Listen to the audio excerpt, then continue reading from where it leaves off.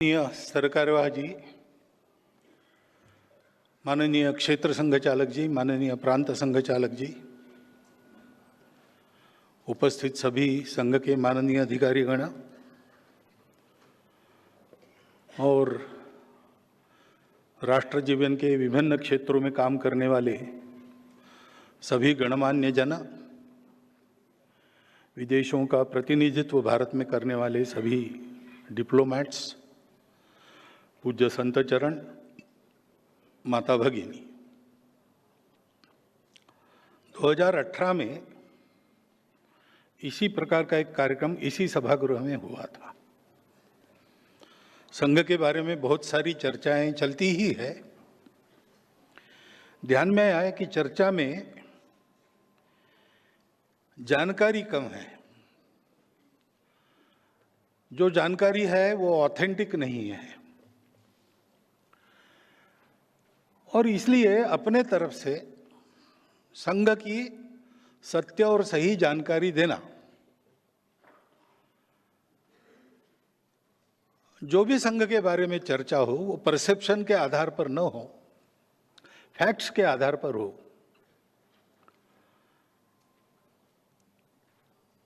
वो मालूम होने के बाद निर्णय क्या करना, निष्कर्ष क्या निकालना, वो तो जो सुनेगा उसका अपना अधिकार है।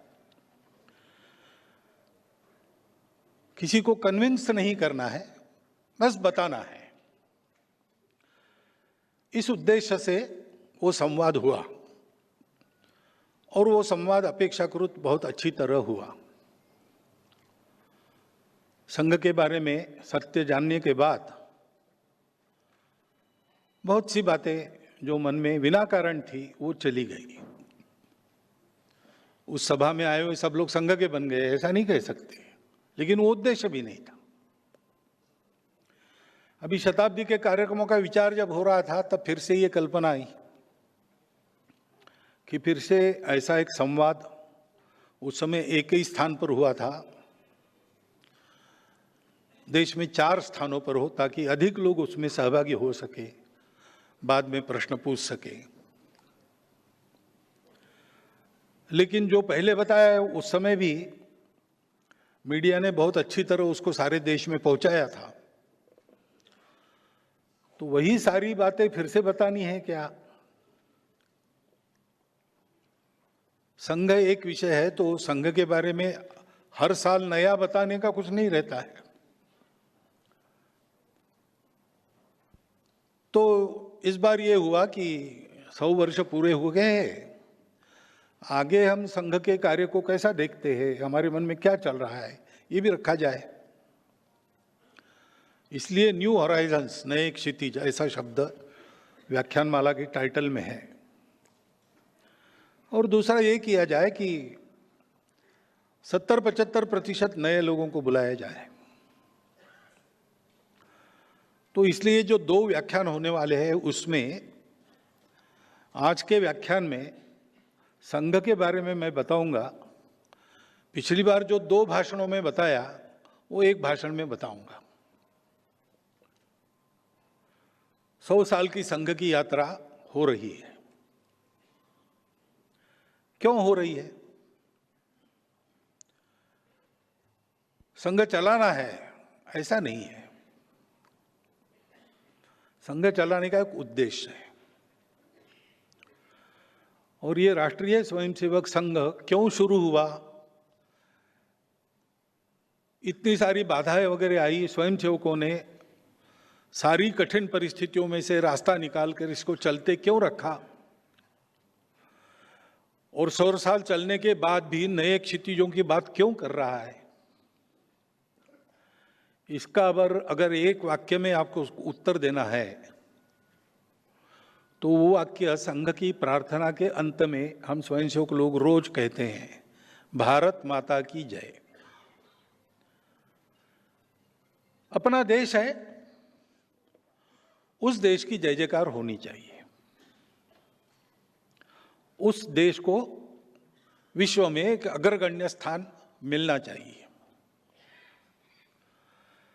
लेकिन क्यों मिलना चाहिए? अग्रगण्य स्थान तो एक ही देश प्राप्त करेगा और विश्व में सैकड़ों देश हैं, उसके लिए भी एक नई स्पर्धा उत्पन्न करनी है क्या? तो ऐसा कोई इरादा नहीं है, लेकिन उसके पीछे एक सत्य है। दुनिया में इतने देश है, क्यों है? विश्व बहुत पास आ गया है। अभी ग्लोबल बात होती है। विश्व पास आ गया है, इसलिए ग्लोबल विचार करना ही पड़ता है। तो एक देश के बड़े होने का महत्व क्या है? तो यद्यपि सारे विश्व का जीवन एक है, मानवता एक है, फिर भी वो एक जैसी नहीं है। उसके अलग अलग रूप है, अलग अलग रंग है। और ऐसा होने के कारण विश्व की सुंदरता बढ़ी है, क्योंकि हर एक रंग का अपना अपना कंट्रीब्यूशन है, योगदान है।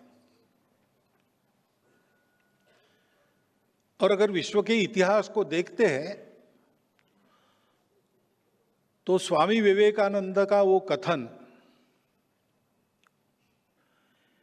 कि every nation has a mission to fulfil, प्रत्येक राष्ट्र को एक मिशन होता है दुनिया में जो फुलफिल करना है।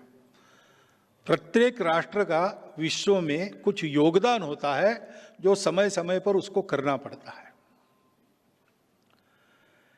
वैसे भारत का भी अपना एक योगदान है। विश्व के किसी देश को बड़ा होना है, अपने बड़प्पन के लिए नहीं होना है, उसके बड़े होने से विश्व के जीवन में जो एक आवश्यक नई गति चाहिए वो पैदा होती है, उसका उस प्रकार का योगदान होता है। इसलिए योगदान करने लायक उसको बनना है, इसलिए बड़ा होना है। और इसलिए संघ के निर्मिति का प्रयोजन भारत है, संघ के चलने का प्रयोजन भारत है, और संघ की सार्थकता भारत के विश्व गुरु बनने में है। क्योंकि भारत का एक योगदान दुनिया में हो, योगदान उसको देना है, उसका समय आ गया है। इसके बारे में कल हम अधिक चर्चा करेंगे। परंतु ये भारत के उत्थान की शुरुआत कब हुई? तो एक धीमी और लंबी प्रक्रिया है जो अभी भी चल रही है। हमारे इतिहास में हम जानते हैं कि हम वैभव के शिखर पर थे, स्वतंत्र थे, फिर आक्रमण हुए, हम परतंत्र हुए, और 2 बार बड़ी परतंत्रता झेलकर हम स्वतंत्र हुए। उस परतंत्रता में से मुक्त होना ये पहला काम था। अपने देश को बड़ा करना है तो स्वातंत्र्य आवश्यक है। श्रृंखलाओं में बंधा आदमी स्वतंत्रता प्राप्त नहीं कर सकता, और इसलिए अपने लिए कुछ कर भी नहीं सकता है। तो ये स्वातंत्र्य के लिए प्रयास शुरू हुए, और एक व्यापक अखिल भारतीय प्रयास, उसके लिए युद्ध 1857 में हुआ। वह युद्ध कुल मिलाकर विफल हुआ, और उस विफलता के कारण देश में विचार शुरू हुआ कि ये हमारा देश है, हमारी जनसंख्या प्रचंड है, हमारे अपने राजा महाराजा है, हजारों मील दूर से आकर मुट्ठी भर लोग जो इस देश को जबरदस्ती चला रहे थे, उनके सामने हम हार कैसे गए, हार क्यों गए? तो बहुत आशावादी लोगों का उत्तर था कि इस बार हार गए तो क्या हो गया, फिर से एक बार ऐसा ही प्रयास करना चाहिए, सशस्त्र क्रांति।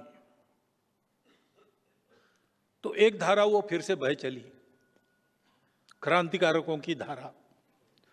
देश के लिए अपना जीवन, अपना यौवन हवन करने वाले लाखों उदाहरण उस धारा में से निकले, जो हम सब के आज भी प्रेरणा स्रोत है, आदर्श है जीवन के बारे में।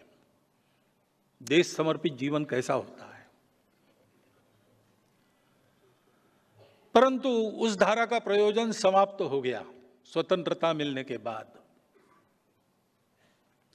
और इसलिए सावरकर जी उस धारा के एक दैदीप्यमान रत्न थे। उन्होंने स्वतंत्रता के बाद पूना में अपने उस क्रांतिकारक अभियान का समापन विधिवत कर दिया, सार्वजनिक कार्यक्रम करके। तो धारा अब नहीं है, उसकी आवश्यकता भी नहीं है, परंतु देश के लिए जीने मरने के लिए प्रेरणा स्रोत वो धारा बनी है। लेकिन कुछ लोगों को लगा कि ये लड़ाई में हम कम थे इसलिए नहीं हारे हैं, हमको राजनीति का पता नहीं है, लोगों में राजनीतिक जागृति नहीं है, केवल सैनिक लड़ेंगे तो काम नहीं होता है, सामान्य व्यक्ति भी खड़ा होना चाहिए, और इसलिए हम परतंत्र है इसका उनको भान करा देने वाला राजनीतिक उपक्रम करना चाहिए। तो उस स्वतंत्रता के युद्ध के बाद 57 के बाद भारतीय असंतोष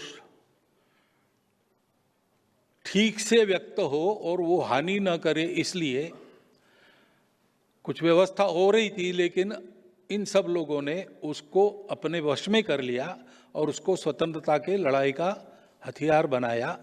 इंडियन नेशनल कांग्रेस के नाम से वो धारा चली। उसी में से अनेक प्रकार के राजनीतिक प्रवाह निकलकर आज हम देखते हैं इतने सारे राजनीतिक दल अपने देश में है। स्वतंत्रता के पहले स्वतंत्रता के लिए लोगों की राजनीतिक जागृति, ये लक्ष्य उनका था और वो अच्छी तरह से हो गई। सामान्य व्यक्ति भी,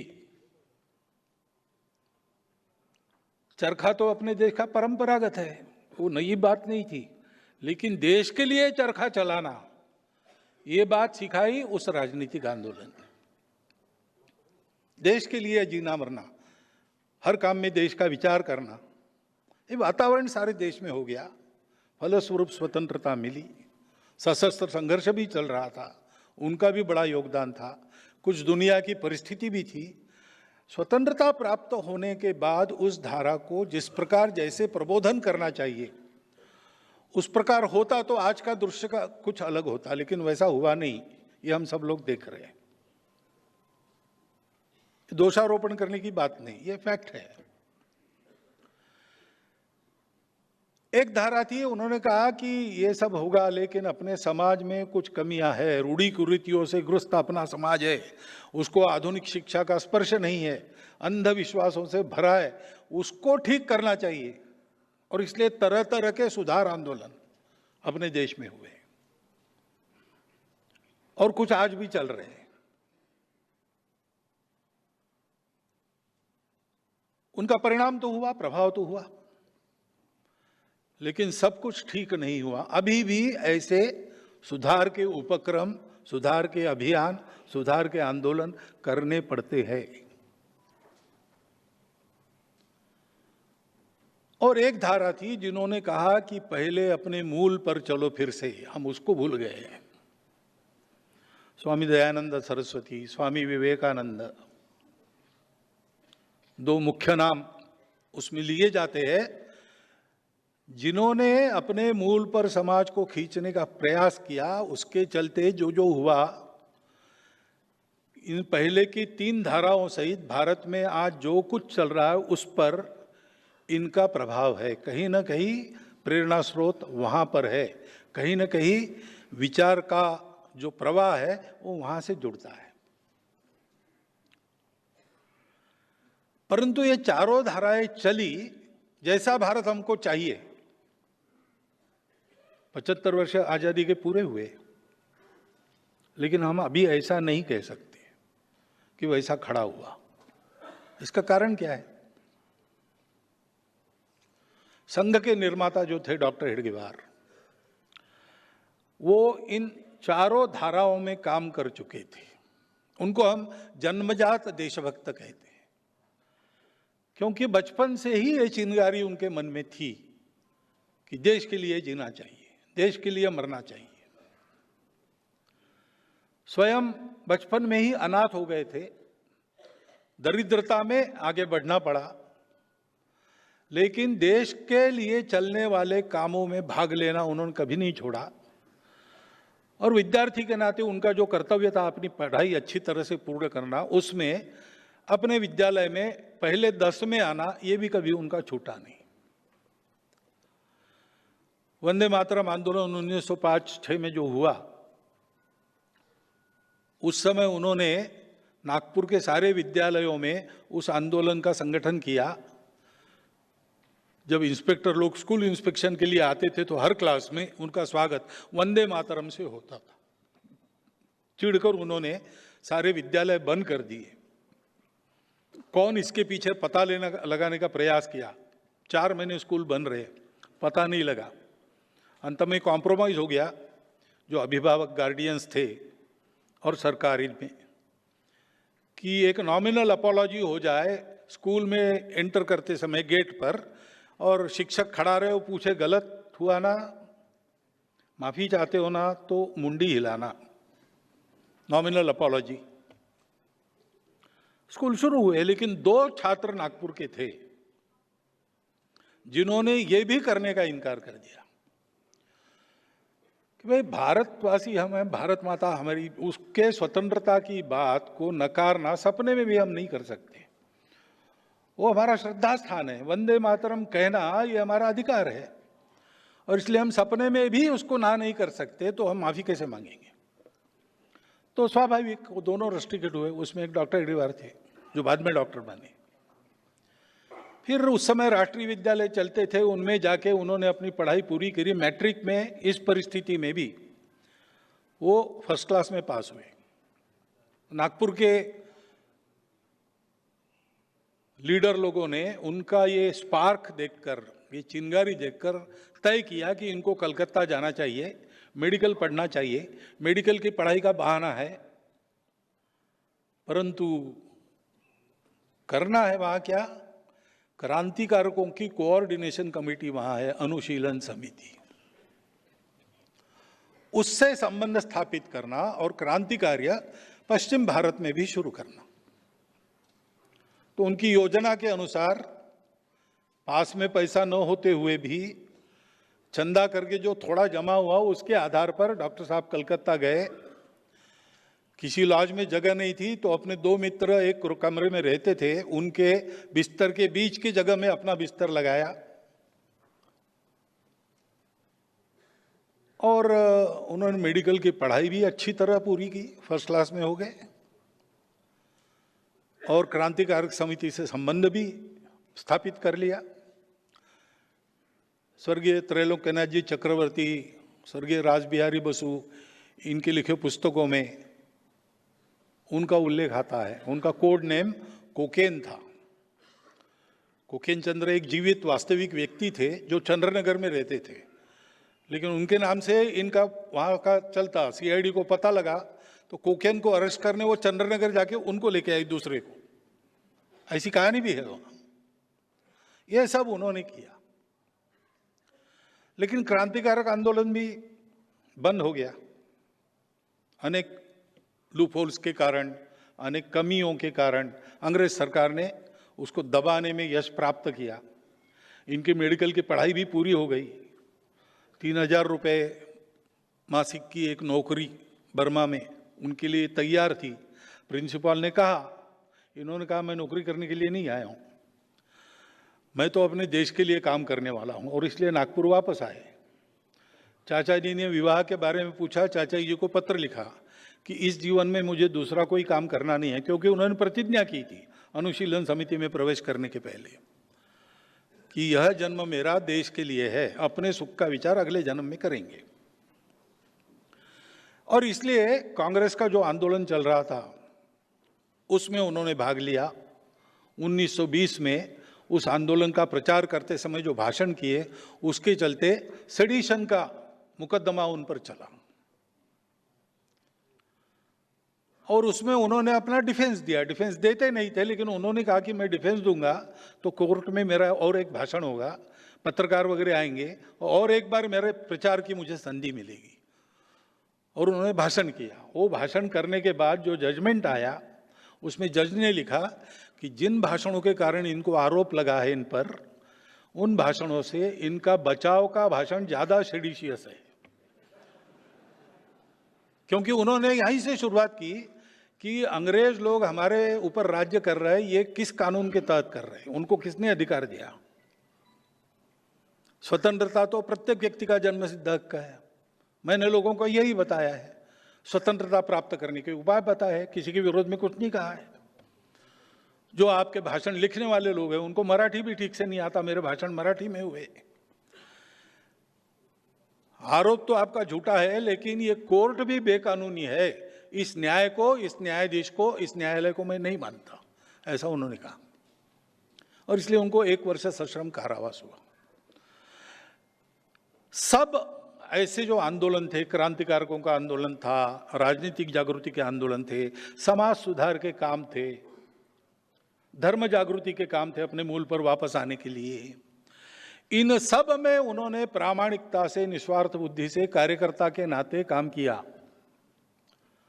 कार्य पद्धति जान ली, कैसा काम करते हैं, समाज की स्थिति क्या है, ये करने से समाज में क्या होता है, ये सब उन्होंने जान लिया, अनुभव लिया। और इस लंबे समय के दौरान उनका इन सब काम में काम करने वाले जो श्रेष्ठ लोग थे, धुरीण थे, लीडर लोग थे, उनसे संपर्क आया, चर्चा भी हुई। उनकी यह सक्रियता संघ स्थापना के बाद भी कायम थी।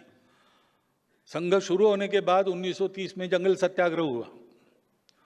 उस जंगल सत्याग्रह में भी वो संघ के सरसंघ चालक हो गए थे, उसको छोड़कर नया सरसंघ चालक नियुक्त करके आंदोलन में गए।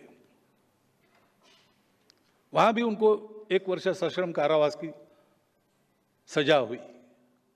वो काटकर वापिस आए, फिर जो सरसंघ चालक बने थे उन्होंने अपना कार्यभार वापस कर लिया, फिर संघ का नेतृत्व किया। तो उनका अनुभव था। और इस दौरान सबसे बात हुई, सुभाष बाबू से, महात्मा जी से, लोकमान्य तिलक से,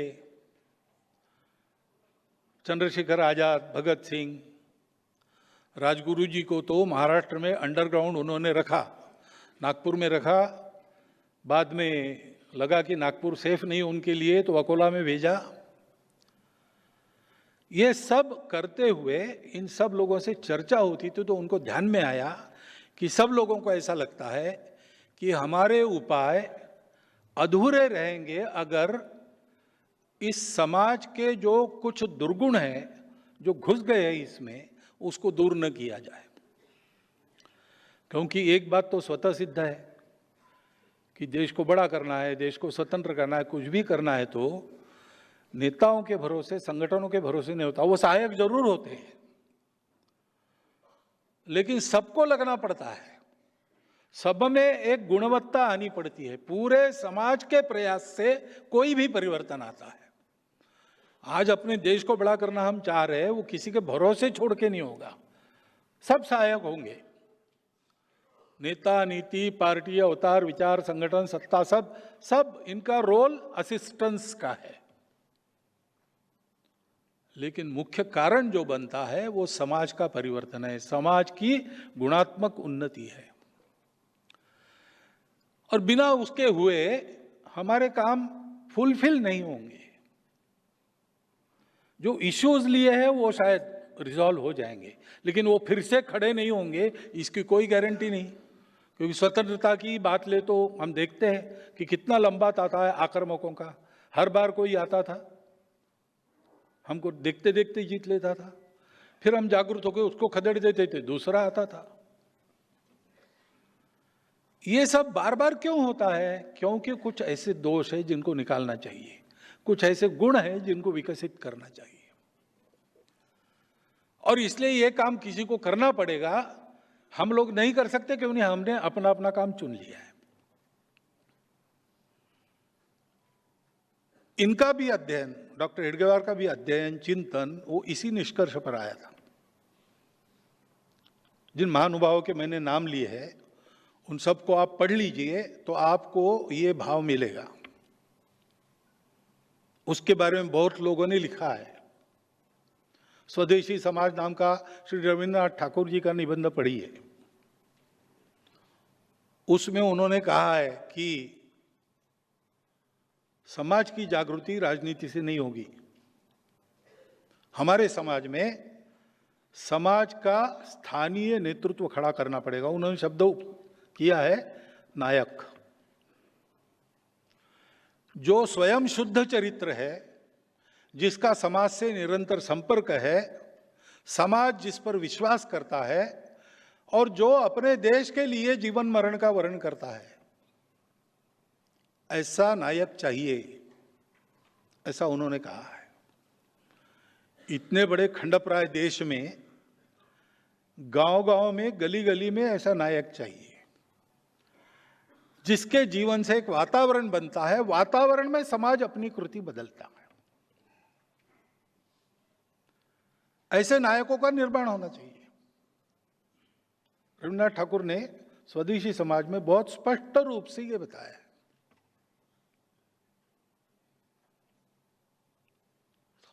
इन सब के बोलने में, लिखने में ये बात आई है कि राष्ट्र को खड़ा करना है तो अपना राष्ट्र नया नहीं बनाना है। हमारे यहाँ पहले से हिंद स्वराज में गांधी जी ने लिखा है कि युवा वृद्ध को प्रश्न पूछता है कि अंग्रेजों के आने के कारण रेल लाइन वगैरह आ गई, सारा देश एक बन गया। तो वृद्ध के रूप में वो गांधी जी उत्तर देते हैं हिंद स्वराज में कि ये भी बात तुमको अंग्रेजों ने ही सिखाई है। अंग्रेजों के आने के बहुत पहले हमारा देश एक था। तो हमारे देश का अस्तित्व ये बहुत प्राचीन है। परिस्थितियां बदलती है, उसमें परिस्थिति बदलती है, इसलिए वो एकत्व नहीं बदलता। स्वदेशी समाज में ही रविन्द्रनाथ जी ने लिखा है कि कोई नया व्यक्ति हम में आने से हम भारत के लोग डरते नहीं, क्योंकि सबके प्रति अपनेपन का हमारा स्वभाव है। इस देश में हिंदू, मुसलमान, बौद्ध आदि आदि आपस में संघर्ष नहीं करेंगे। इसी देश के लिए जिएंगे, इसी देश में मरेंगे। आपस में संघर्ष करते करते कोई एक हल वो इसका निकाल लेंगे और साथ में जिएंगे। आगे वो कहते हैं कि ये हल अहिंदू न होकर विशिष्ट रूप से हिंदू होगा। ये उन्होंने लिखा है। उस शब्द के बारे में क्या है बाद में बताता हूं मैं। परंतु ये विचार सब में था कि अपना देश प्राचीन समय से एक है, अपने समाज को उन्नत बनाना चाहिए। वो सदा के लिए संकट परंपरा का निवारण करने का एकमात्र उपाय है। लेकिन फुर्सत नहीं है, तो डॉक्टर हेडगेवार ने सोचा कि किसी को फुर्सत नहीं है तो मैं इसके प्रयोग करता हूं। ये बात उन्होंने त्रैलोक्यनाथ चक्रवर्ती जी को बहुत पहले 1911 से 14 वो कलकत्ता में रहे शायद, उस समय बताई थी। और नागपुर वापस आने के बाद मेडिकल की पढ़ाई पूरी करके आंदोलनों में भाग लेते लेते उन्होंने इसके कई प्रकार के प्रयोग किए कि ये कैसे हो सकता है, संपूर्ण देश को जोड़ा कैसे जा सकता है, संपूर्ण देश को बड़ा कैसे किया जा सकता है, देश के व्यक्ति में गुणवत्ता का निर्माण कैसे किया जाता है। इसके अनेक प्रयोग किए उन्होंने भारत सेवाश्रम संघ के काम को देखा था। वो जिस अनुशीलन समिति के सदस्य थे, उनके भी कई ऐसे मनुष्य निर्माण के कार्यक्रम चलते थे। ये सारा अनुभव लेकर उन्होंने एक चिंतन किया, एक उपाय निकाला, उसका प्रयोग किया।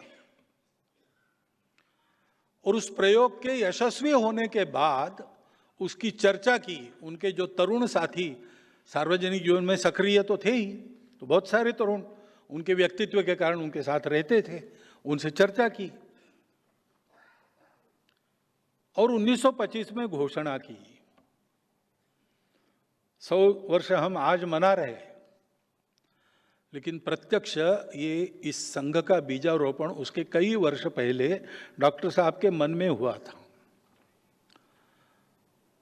मन में उस बीज ने एक आकार धारण किया अंदर एक अंकुर धारण किया और 1925 के विजयादशमी के बाद डॉक्टर साहब ने घोषणा की कि आज से यह संघ हम प्रारंभ कर रहे हैं।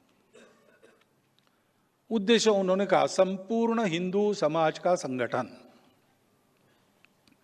अब यहां प्रश्न खड़ा होता है, बाकी लोगों को क्यों छोड़ा? तो पहली तो बात है कि जिनको हम हिंदू समाज कहते हैं आजकल, हिंदू समाज, हिंदू नाम लगाना जिसको है उसको इस देश के प्रति जिम्मेवार रहना पड़ेगा।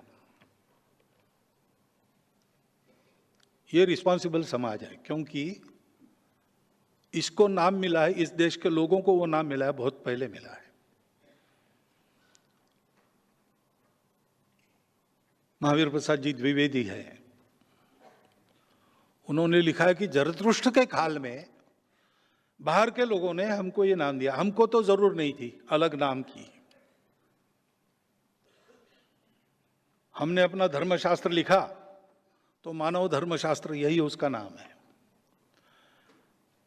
क्योंकि हमारे यहां यही कहते थे हम, माता च पार्वती देवी, पिता देवो महेश्वरा, बांधवा शिवभक्ताश्च, स्वदेशो भुवनत्रया, या अयम निज परो वेति गणनाम लघुचेतसाम उदार चरिता नाम तु वसुधैव कुटुंबकम।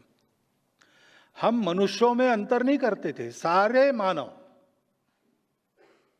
विचार तो हमारा ऐसा था कि व्यक्ति, मानवता, सृष्टि, ये सब परमात्मा के कारण जुड़ी है, एक दूसरे से संबंधित है। एक का जो होता है वो दूसरे पर भी परिणाम करता है, और इसलिए मनुष्य को अपने विकास का विचार करना है तो इन तीनों के विकास में अपना विकास है, ये मानकर अपने विकास का प्लान करना पड़ता है। इस देश का स्वभाव है, तो हमको अलग नाम की जरूरत नहीं थी। लेकिन जरतुष्ट्र वहां गए, उनको पूछा गया कौन हो, तो उन्होंने कहा कि हमारे पूर्वज किर्गिस्तान में भारत से गए थे, सिंधु नदी के उस पार से गए थे। अब उस समय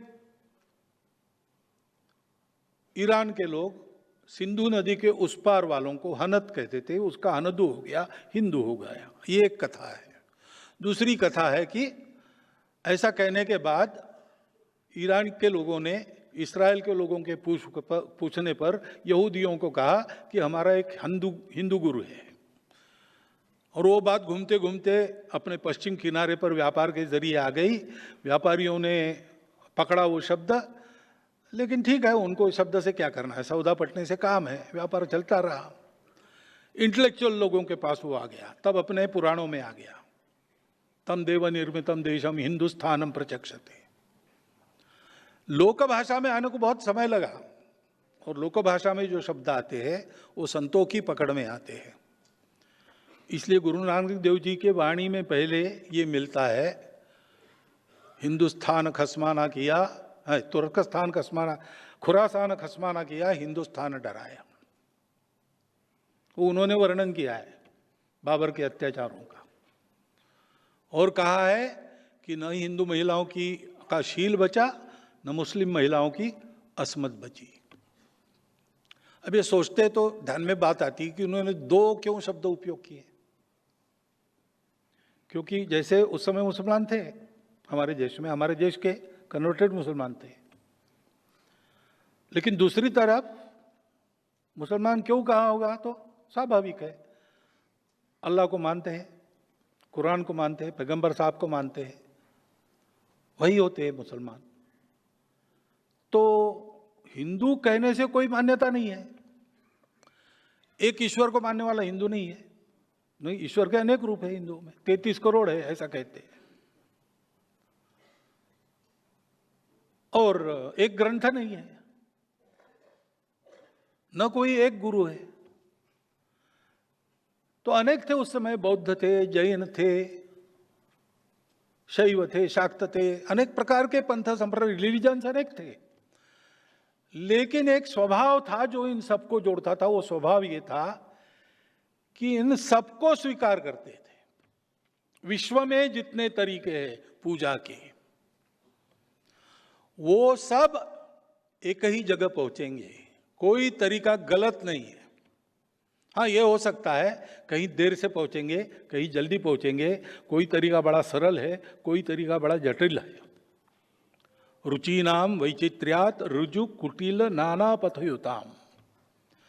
मनुष्य अलग अलग होते, बुद्धि अलग अलग होती है, रुचि अलग अलग होती है। रुचि के वैचित्र्य के कारण रुजु कुटिल अनेक प्रकार के रास्ते होते हैं। आप यहां इस सभागृह में आने के लिए कहां से चले, एक ही रास्ता थोड़ी था। जहां से चले वैसा रास्ता था, और कोई रास्ता ठीक भी था, कोई रास्ता खराब भी था। रास्ता खराब है इसलिए आप घूम कर भी आए होंगे, रास्ता खराब है तो भी समय पर पहुंचेंगे इसलिए उसी खराब रास्ते से भी आए होंगे। ये अपना अपना मन है।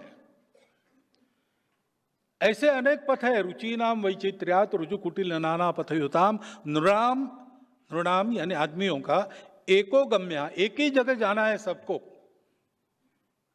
भगवान को कहते त्वम असि, तुम ही हो जो सबके गंतव्य हो। नृणाम एको गम्यस्त्वम असि। कैसे? पयसाम अर्णवैव। विश्व में कहीं भी पृथ्वी पर वर्षा होती है तो अंत में सागर में जाती है।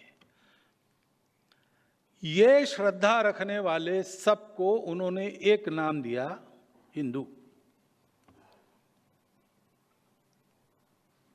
तो हिंदू यानी क्या? इसमें जो विश्वास करता है, अपने अपने रास्ते से चलो भाई, अपना जो रास्ता मिला है स्वाभाविक रूप से उस पर श्रद्धा रखो, बदलो मत, दूसरों को बदलो मत। इस पर श्रद्धा रखो, दूसरों की भी श्रद्धा है, उसका पूर्ण सम्मान करो, उसका स्वीकार करो, उसका अपमान कभी मत करो। और रास्तों को लेकर झगड़ा मत करो, आपस में मिलजुल कर चलो। ये परंपरा जिनकी है, ये संस्कृति जिनकी है, वो हिंदू है। और ये परंपरा संस्कृति ऐसी क्यों बनी? इसका कारण भारतवर्ष है। भारत का भूगोल ऐसा था कि हम प्रोटेक्टेड थे चारों तरफ से। पहले आक्रामक आते ही नहीं थे, कौन आएगा? सागर लांघकर कौन आएगा? वो जहाज नहीं थे, तो इतनी बर्फीली चोटियां लांघकर कौन आएगा? पूरा सैन्य लेकर तो नहीं आ सकता। इसलिए हम सुरक्षित थे। और अंदर भरपूर था, जनसंख्या भी इतनी नहीं थी जितनी आज है। और इसलिए सब लोग इस वृत्ति के बने कि भाई मिलजुल कर रहो, फालतू झगड़ा क्यों करते हो? दुनिया को शायद परिस्थिति मिली होगी स्ट्रगल फॉर एग्जिस्टेंस और सर्वाइवल ऑफ द फिटेस्ट इसकी, लेकिन हमारे प्राचीन समय में भारत में ये स्थिति नहीं थी। There was no struggle, it was abundant for everybody. और जो परंपरा थी उसमें संयम था, इसलिए देयर वॉज अबंडेंस। तो झगड़ा क्यों करना है? क्यों नहीं करना है? क्यों? जीना है ना, तो मिलजुल कर जी सकते हैं, झगड़ा कौन करेगा? और इसलिए हमको फुर्सत भी मिली, हमको सुरक्षा भी मिली, हमको समृद्धि भी मिली। तो हमने जो एक ह्यूमन सर्च सारी दुनिया में चलता है, और दुनिया बाहर का देखकर रुक गई, जो दिखता है उसके आगे कुछ नहीं है, माइक्रोस्कोप लगाओ तो ज़्यादा दिखता है, उसके परे कुछ नहीं है, ऐसा सोच के दुनिया रुक गई। हम वहाँ रुके नहीं, हमने दृष्टि को अंदर कर लिया और अपने अंदर की सत्य को खोजा हमने। और उसने हमको बताया कि सर्वत्र एक ही है, दिखता अलग अलग है, सब एक है। और इसलिए अपना स्वाभाविक धर्म क्या है? समन्वय, संघर्ष नहीं।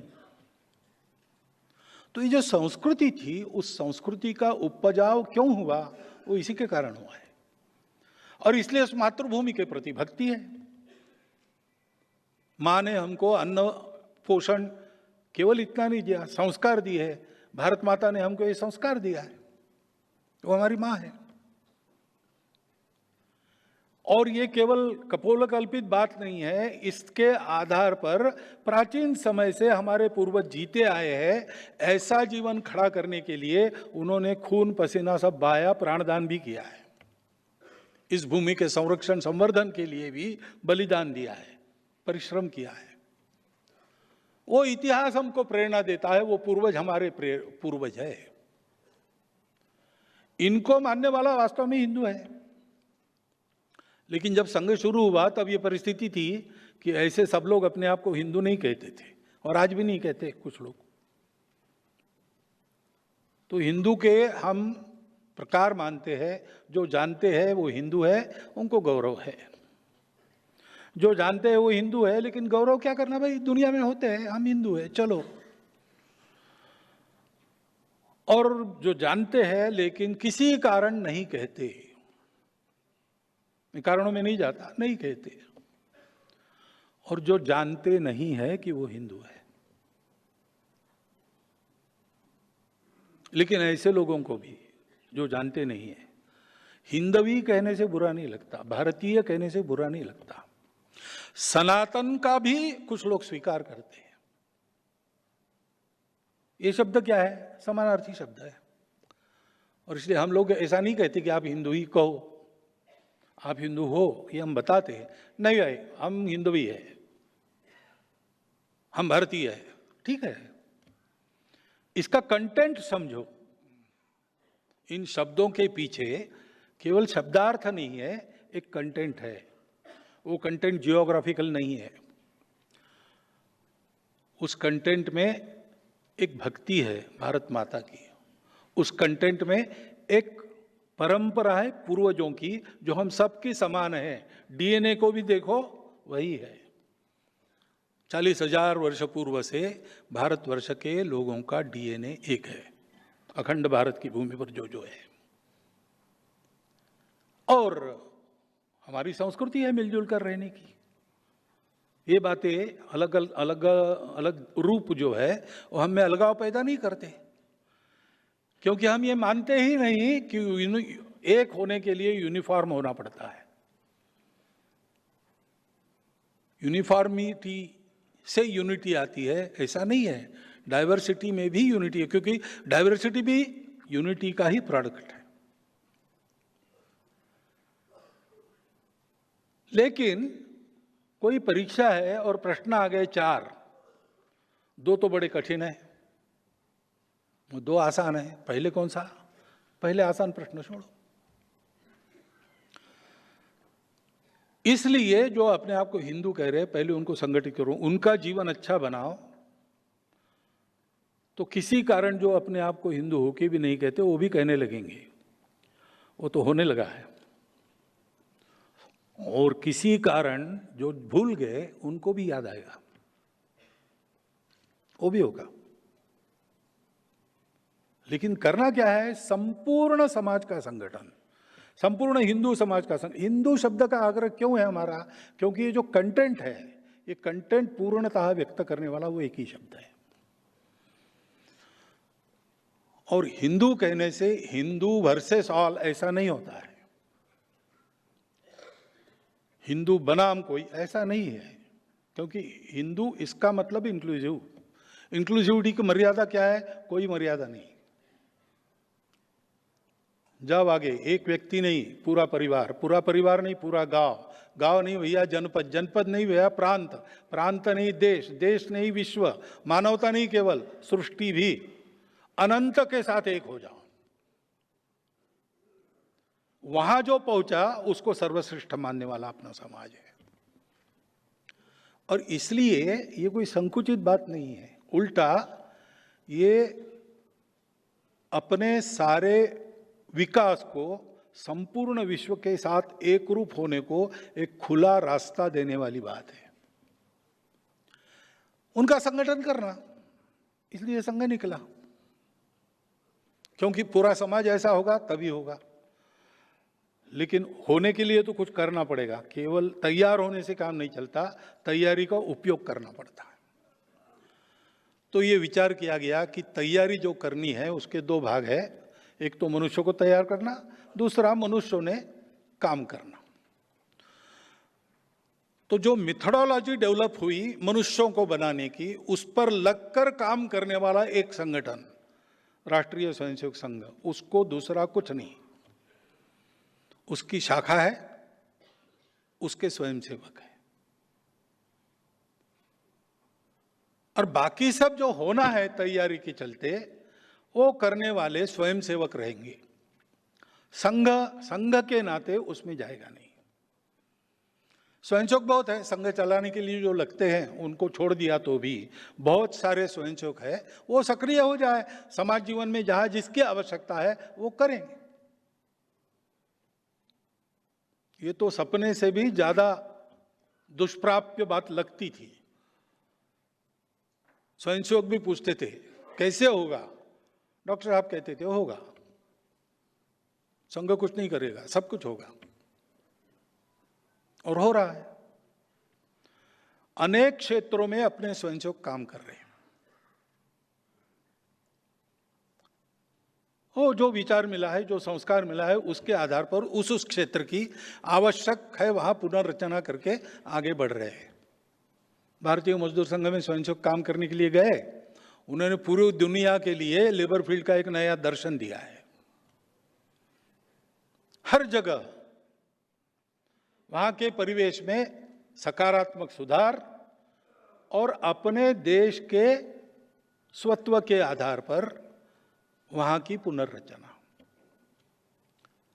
क्यों यह पुनर्रचना आवश्यक है उसमें कल जाएंगे हम लोग। लेकिन ये वो स्वयंसेवक करते हैं, वो उनका है, स्वतंत्र है, अलग है, स्वायत्त है, उसका क्रेडिट उनको है, संघ को नहीं। डिस्क्रेडिट वो संघ को शेयर करना पड़ता है, क्योंकि माल हमारे यहां से गया है। क्रेडिट उनका है, संघ उनको कंट्रोल नहीं करता, डायरेक्टली भी नहीं, रिमोटली भी नहीं। एक ही बात है, स्वयंसेवकों का संबंध संघ से अटूट है, जन्म जन्मांतर का है। वो संघ की प्रार्थना कहीं भी गा लेंगे, वो टूटता नहीं कभी।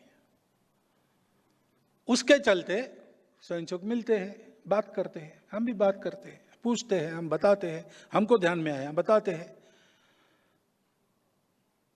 मदद मांगते हैं, मदद देते हैं।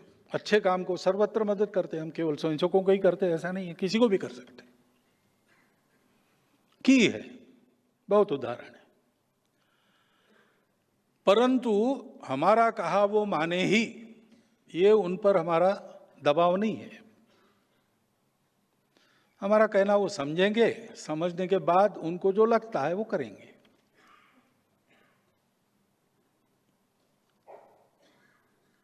क्योंकि उनके क्षेत्र में वो काम कर रहे हैं, उनका अनुभव है, उनकी एक्सपर्टाइज है,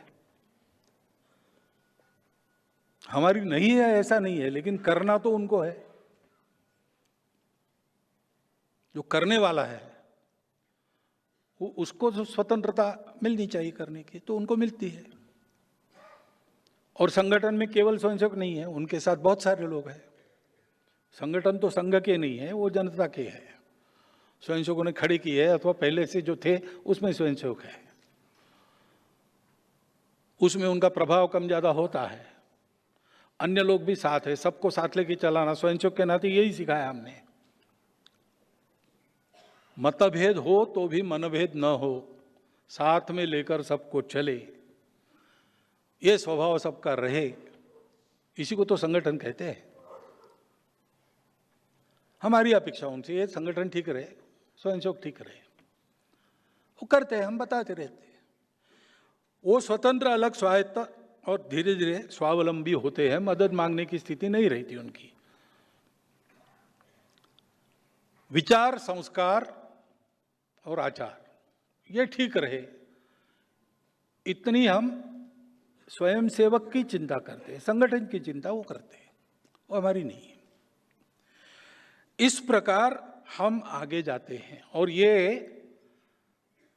हमको एक दबाव गुट नहीं बनाना है सबका मिलके। भारत में, पूरे भारत में सबको संगठित करने के लिए संघ है। तो आपको भी अनुभव आया होगा कि 30 साल 40 साल पहले शायद आप में से बहुत लोग संघ के घुर विरोधी रहे होंगे और शायद उनमें से कुछ लोग आज संघ के समर्थक बन गए। आप घुर विरोधी थे तब भी अपने थे और आज हमारे हैं तब भी अपने ही है। एक देश है, 142 करोड़ का देश है। कितने मत होंगे? बहुत मत होते हैं। मत अलग होना ये अपराध नहीं, ये तो प्रकृति ने दिया हुआ गुण है। अलग अलग विचार एक साथ जब सुनते हैं और कोई सहमति बनती है तो उसमें से प्रगति होती है। अंग्रेजी में एक वाक्य बताते, coming together, staying together and working together. Coming together is beginning, staying together is progress and working together is success. तो ये जो बात है इसको संगठन कहते हैं और पूरे समाज का ही हमको संगठन करना है, क्योंकि संघ के मन में ये बात है कि अगर इस देश में ऐसा लिखा गया कि भाई संघ के कारण देश बच गया या देश का उद्धार हो गया, तो ये हमारे लिए ठीक नहीं है, कि ये हम करना नहीं चाहते। ये करना चाहते तो बहुत है। पहले से रावण से त्रस्त दुनिया, राम नहीं होते तो क्या होता, शिवाजी नहीं होते तो क्या होता। अरे भाई, कब तक आएंगे शिवाजी, कब तक आएंगे राम? भगवान भी God helps those who help themselves. हमको इसके कारण जो ठेका देने की आदत लग गई है, नेता को ठेका दो, पार्टी को ठेका दो, सरकार को ठेका दो, तुम देश का कल्याण करो। हम क्या करेंगे? हम तुम जो कर रहे हो उसमें से मीन मेक निकालते चर्चा करते बैठेंगे। ये ठीक नहीं है। देश का जिम्मा हम सबका मिलकर है। जैसे हम हैं वैसे हमारे प्रतिनिधि होंगे, वैसे हमारी पार्टियां होंगी, वैसे हमारे नेता होंगे।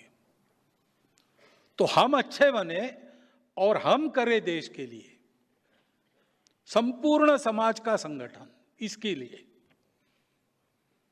हम कहते प्रार्थना में, विजय त्रिच न संहता कार्य शक्ति। हमारी संगठन शक्ति के आधार पर, हमारी यानी किसकी? संपूर्ण हिंदू समाज की। क्योंकि हमने परिचय दिया है उसके पहले, वयम हिंदू राष्ट्रांग भूता, हम हिंदू राष्ट्र के अंगभूत है। तो पूरी हिंदू समाज का दायित्व है, तो पूरा हिंदू समाज ऐसा बनना चाहिए। हमारी संगठित कार्यशक्ति यानी पूरे समाज की संगठित कार्यशक्ति। और हिंदू राष्ट्र की बात करते हैं हम, तब भी प्रश्न खड़े हो जाते हैं, क्योंकि राष्ट्र का हम ट्रांसलेशन करते नेशन, वो कंसेप्ट वेस्टर्न कंसेप्ट है। नेशन के साथ स्टेट जुड़ता है, राष्ट्र के साथ स्टेट आवश्यक नहीं है। हमारा राष्ट्र है, पहले से है।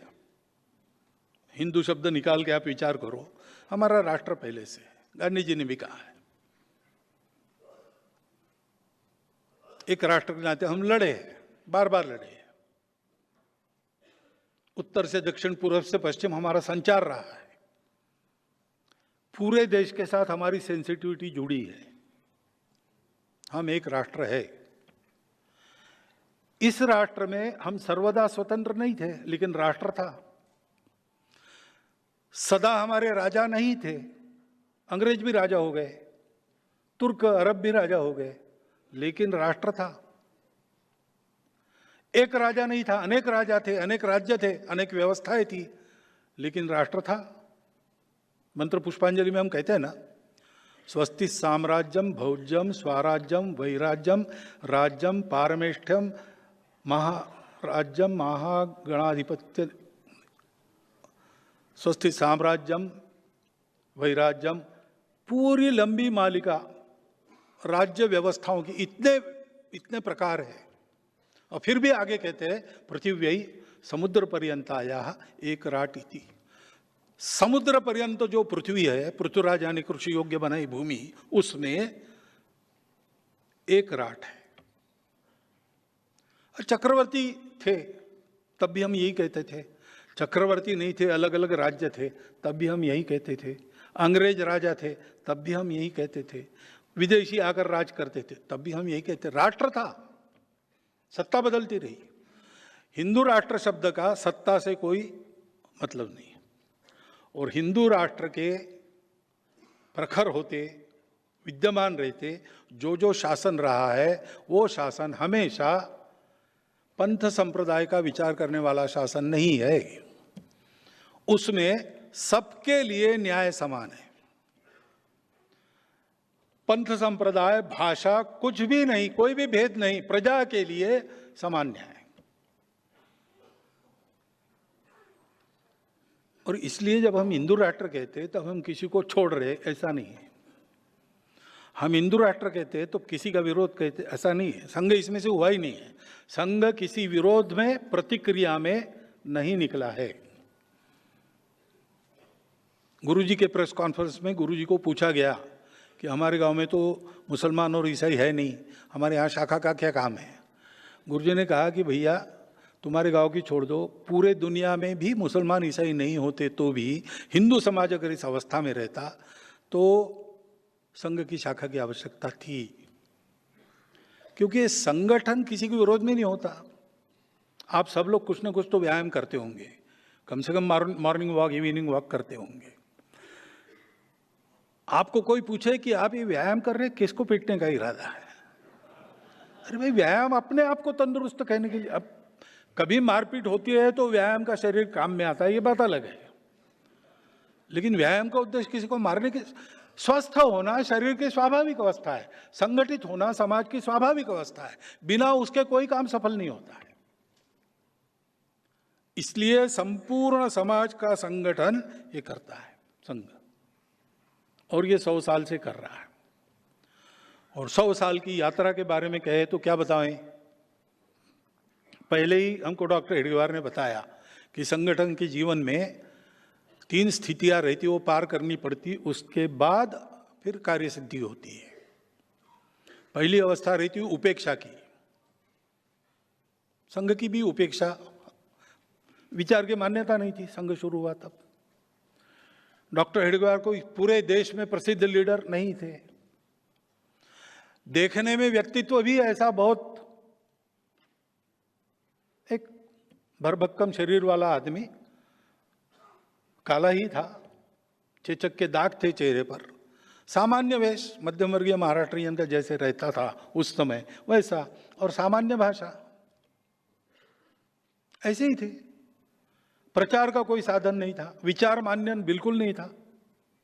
लोग तो कहते थे डॉक्टर हेडगेवार पागल हो गया, बच्चों को लेके देश को बढ़ाने की बात कर रहा है। हिंदू राष्ट्र बिल्कुल मान्य नहीं था। अच्छे अच्छे हिंदू लोग कहते थे कि हिंदू तो अब मरने जा रहा है, छोड़ो, this is a dead society, ऐसा बोलते थे। और इसलिए उपेक्षा थी। हमारे प्रचारक थे, संघ कार्य के लिए निकले, कोई प्रचारक के शब्द नहीं था, लेकिन अंदर एक चिंगारी जग गई, निकल गए तो कुछ था ही नहीं, ठौर ठिकाना। भागलपुर में, बिहार में पहले बार प्रचारक गए नागपुर से, जैसे तैसे जुगाड़ करके उनको टिकट का पैसा तो डॉक्टर साहब ने दिया। कुछ उस समय 3 रुपया 12 आना भागलपुर तक का टिकट था, तो उनके पास में 1.25 रुपया बचा।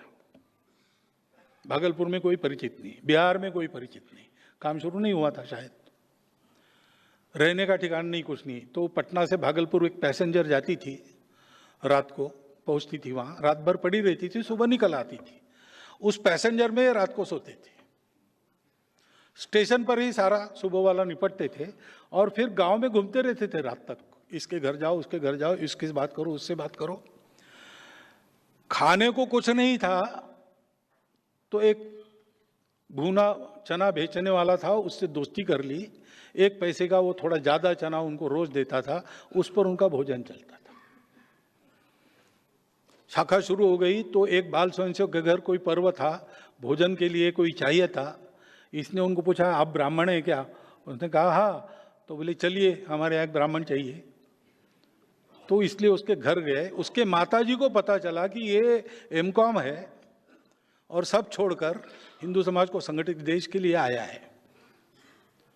तो उस माताजी ने बताया कि भागलपुर में 11 बजे दोपहर, रात को 8 बजे तुम्हारा भोजन होना चाहिए। कहीं नहीं तो हमारे यहाँ आओ, मैं 11 बजे के बाद 1 घंटा राह देखूंगी, फिर गांव में घूमूंगी, तुम्हारा भोजन हुआ कि नहीं देखूंगी, हुआ होगा तो मैं करूंगी, नहीं तो नहीं करूंगी। अभी अभी मैं वहां क्षेत्र प्रचारक बन के गया, तब मैंने देखा वो जो बालक था 8वीं में उस समय, वो हमारे विभाग संघचालक बन गए थे, उनके घर में ये चलता था। उस समय तो हमारी ये हालत नहीं थी। एक बड़े प्रसिद्ध नेत्र शल्य विशारद के यहाँ हमारा भोजन था, वहाँ हमारा भोजन हो रहा था। महाशय हमारे विभाग संघचालक जी बैठे थे, हमने बोला आइए, तो बोले नहीं मेरा घर में भोजन है। तो फिर जाइए, समय हो गया। क्यों गया? उन्होंने कहा नहीं, आपका भोजन पूरा होने के बाद मुझे रिपोर्ट करना पड़ेगा, तब घर में बहुएं भोजन करेगी। समाज ने हमको संभाला, जैसा संभाला वैसा हम रहे, किसी बात की मान्यता नहीं, एक श्रद्धा लेकर चले, डॉक्टर हेडगेवार विश्वास रखकर चले। और फिर विरोध शुरू हुआ। क्या विरोध हुआ? किसी स्वयंसेवी संगठन का इतने लंबे समय तक इतना कड़ा विरोध और कटु विरोध, इसका भी कोई पुस्तक आप देख के तैयार कर सकते हैं। क्या क्या नहीं हुआ। झूठे आरोप मढ़े गए, हत्याएं हुई, संघर्ष हुआ। अपने को बचाने को जितना लड़ना था उतना हम लड़ते थे, लेकिन हमको बताया जाता था ये अपना ही समाज है। गुरुजी के घर पर हमला हुआ फरवरी में 48 में, तो साहब एक स्वयंसेवक रक्षण करने गए, उन सबको गुरुजी ने घर भेज दिया, जाओ अपना समाज है। इस समाज ने जब अपने को सराहा तब अच्छा लगा ना, और वही अगर मारने को आता है तो मेरे घर के आंगन में मेरा रक्त बहेगा, समाज का नहीं बहेगा। आप सब लोग जाओ वापस। ये वृत्ति थी, क्योंकि आधार क्या है हमारा? संघ के कार्य का आधार कोई विरोध, कोई प्रतिक्रिया नहीं, शुद्ध सात्विक प्रेम हमारे अपने कार्य का आधार है। जिस आधार पर हम विविधता में एकता देखते हैं वो तो सत्य रूप है, प्रेम रूप है, करुणा रूप है। संघ के स्वयंसेवकों ने हमेशा यही मन में बात रखी कि ये सब होगा, लेकिन सब अपने हैं। और जैसा मैं कहता हूं, संघ हिंदू के नाते चलता है, तो हिंदू का ये अपनापन केवल हिंदू के लिए नहीं है, वसुधैव कुटुंबकम है। वही बीज रूप में हम परिवार में अपनेपन के आधार पर चलते हैं। हम गांव को अपना गांव मानकर चलते हैं, देश को अपना देश मानकर चलते हैं। ये क्रमिक विस्तार हमारा होता है। ये मनुष्य जीवन के क्रमिक विकास का आलेख है। ये ध्यान में रखकर स्वयंसेवकों ने हमेशा बरता है। पास में कुछ नहीं था, स्वयंसेवकों की निष्ठा, स्वयंसेवकों की श्रद्धा, उनका विश्वास, इसके आधार पर संपूर्णतः स्वयंसेवकों के आधार पर हम चले। हमने अपने पद्धति में भी यही रखा है, संघ को स्वयंसेवक चलाएंगे।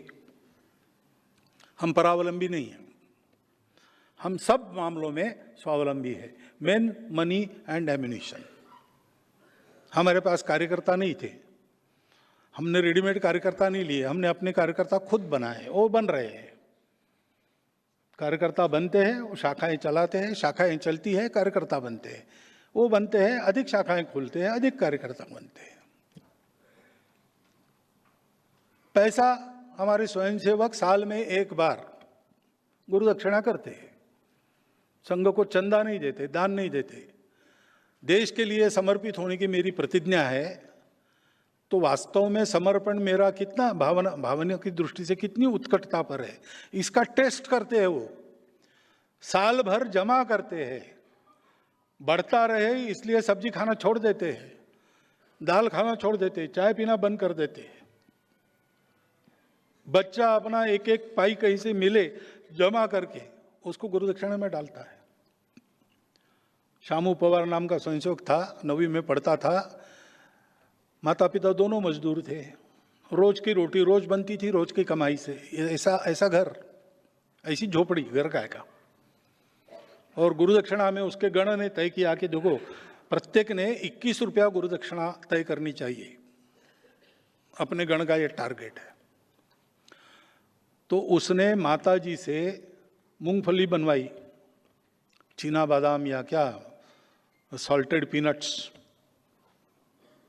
और 3 महीना इंटरवल में सिनेमा टॉकीज में जाके वो बेचता था। 21 रुपये जमा हो गए, बंद कर दिया, घर में 21 रुपये रख दिए। 15 दिन बाद था गुरु दक्षिणा समर्पण का कार्यक्रम, घर को बताया गुरु दक्षिणा है।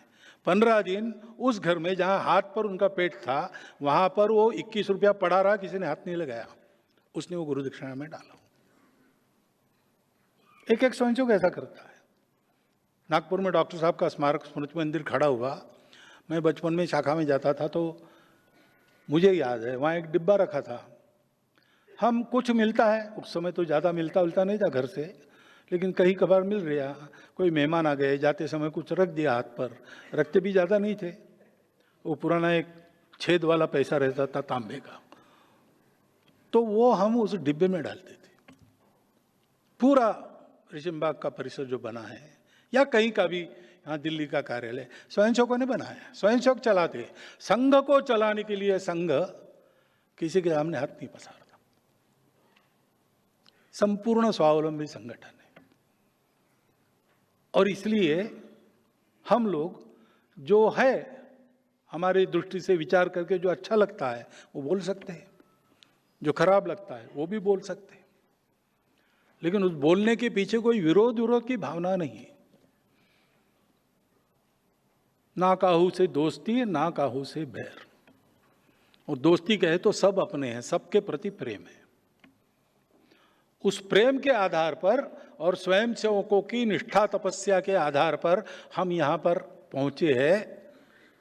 कितने बड़े त्याग हुए, कितने बड़े बलिदान हुए हैं, उस पर हम खड़े हैं, ये हम जानते हैं। उनके प्रति मन में और एक उस भाव का वर्णन मैं नहीं कर सकता, ऐसे भाव हमारे सबके मन में है। और इस संघ को हमको आगे ले जाना है। क्यों ले जाना है? क्योंकि भारत को खड़ा करना है, भारत का अपना योगदान है। वो योगदान क्या है, उसकी चर्चा हम कल के व्याख्यान में करेंगे। बहुत बहुत धन्यवाद।